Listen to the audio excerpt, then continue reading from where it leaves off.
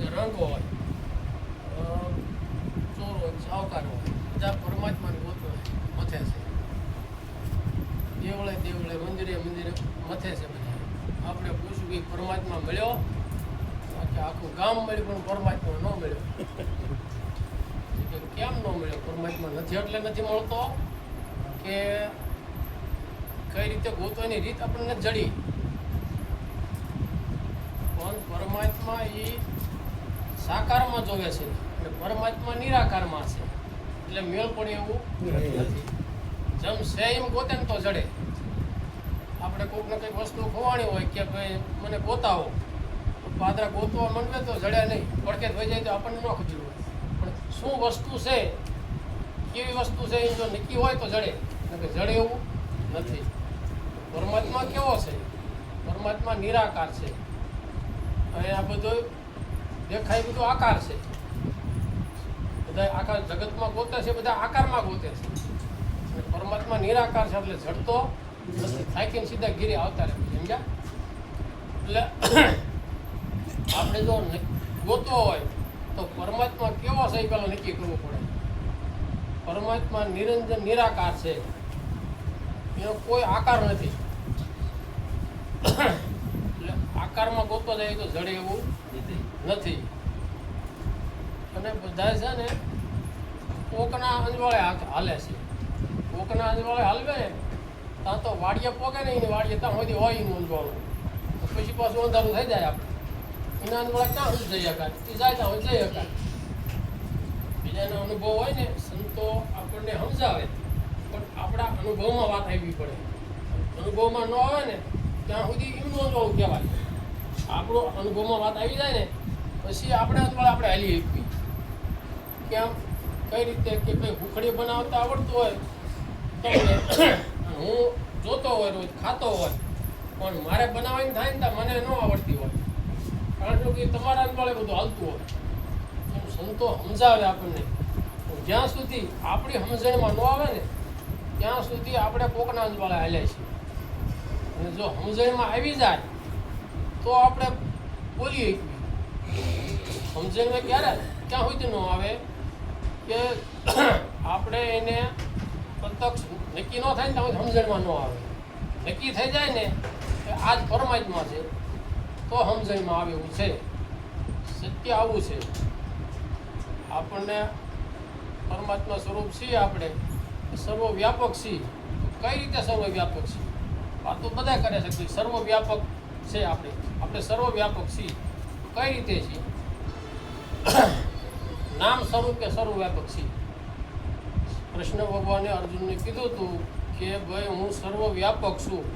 આ ચામડાની આંખીથી પણ ન વર્તાય. આ બધી સમજણની વાતો છે. સર્વવ્યાપક શું? કઈ રીતે?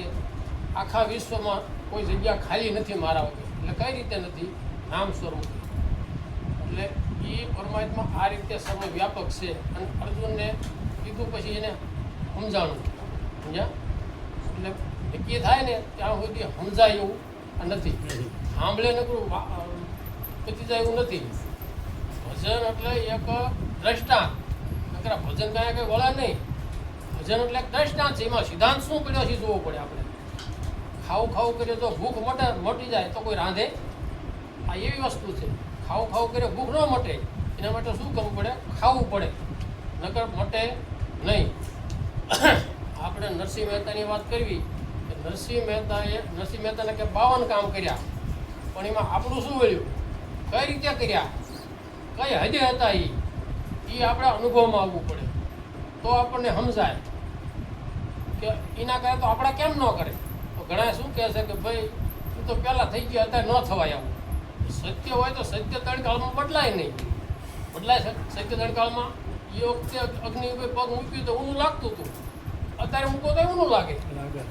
જો એ વખતે ન લાગતો ને અત્યારે લાગે તો બદલાણું કહેવાય. સત્ય કોઈથી બદલાય નહીં. પણ પરમાત્મા કઈ રીતે કામ કરતા હતા એ આપણે અનુભવમાં આવવું પડે. તો કઈ રીતે કામ કરતા હતા?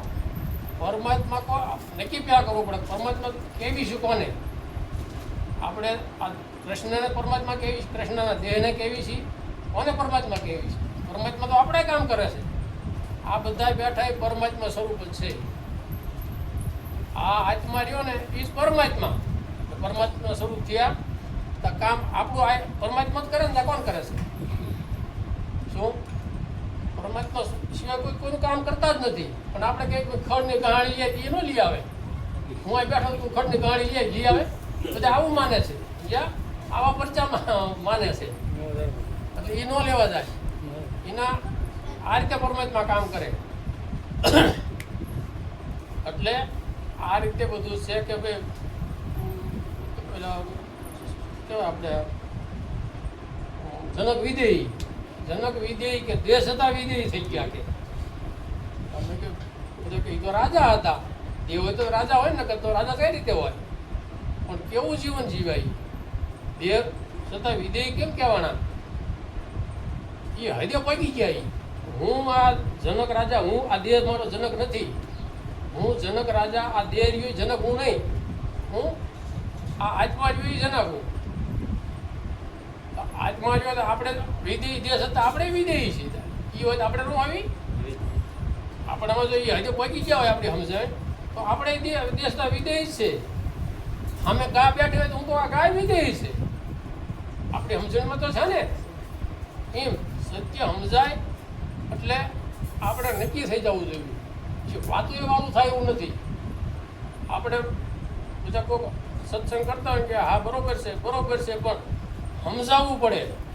આપણે ગમે ના જાય સત્સંગમાં કે ભજનમાં કે મેલાવડામાં, તો એનો હેતુ શું હોય કે આપણે જે પરમાત્મા નક્કી થયા છે ને એનું પછી ધૂળ ચડી હોય ને, ઝાંખો થયો ને તો પછી ધૂળ ઉખાડી ઉખડી જાય.